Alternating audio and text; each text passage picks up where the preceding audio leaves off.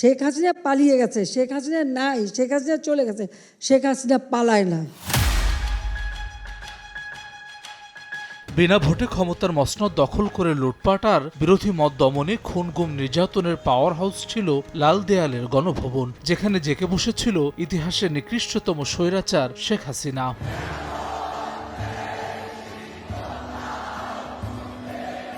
একদিকে বাকস্বাধীনতা হরণ, অন্যদিকে লাগামহীন নির্যাতন। ফলে এক সাগর রক্তের বিনিময়ে ২৪-এর ৫ আগস্ট স্বৈরাচারের পতন ঘটায় ছাত্র জনতা। পুঞ্জীভূত ক্ষোভের বিস্ফোরণ ঘটে গণভবনের প্রতিটি পরতে। ছাত্র জনতা দখলে নেয় স্বৈর শাসকের বাসভবন।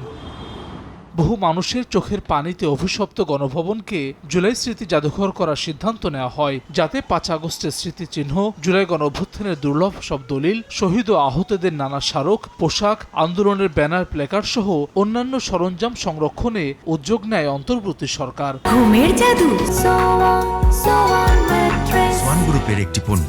একই সঙ্গে দীর্ঘ ১৭ বছর জুড়ে স্বৈরাচার হয়ে ওঠার আলামত সংরক্ষণ করা হয়েছে এই জাদুঘরে।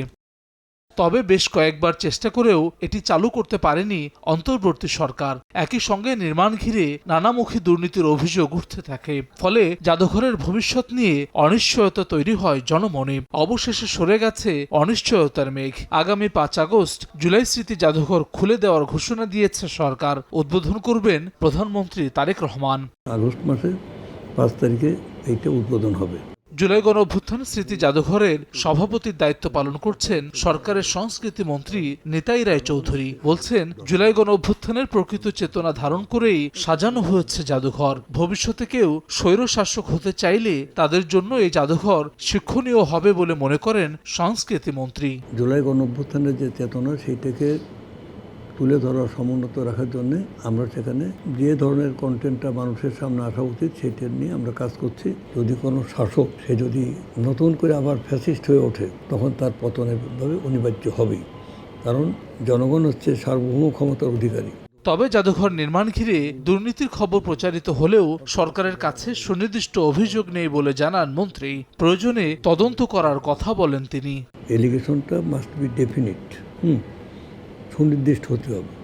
তো যদি এটা বলে যে কেউ যদি বলে যে এই খাতে দুর্নীতি হয়েছে, তখন রাষ্ট্রের দায়িত্ব হচ্ছে সেই জিনিসটাকে আইনি আওতায় নিয়ে আসা।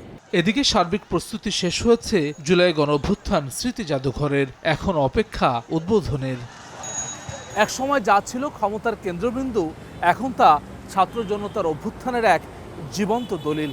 ২৪-এর অভ্যুত্থানের আপোষহীন সংগ্রাম, ৩৬ জুলাই জনতার পুঞ্জীভূত ক্ষোভের বিস্ফোরণ এবং গত ১৭ বছর খুন গুম নির্যাতন এবং তা থেকে প্রতিরোধের স্মৃতিচিহ্ন হিসেবে থাকবে এই জুলাই গণঅভ্যুত্থান স্মৃতি জাদুঘর। ফলে এটি শুধুমাত্র একটি ভবন কিংবা জাদুঘরে নয়, বরং লাখো কণ্ঠের প্রতিরোধের এক জীবন্ত স্মারক। হাসান ওয়ালি, সময় সংবাদ, ঢাকা।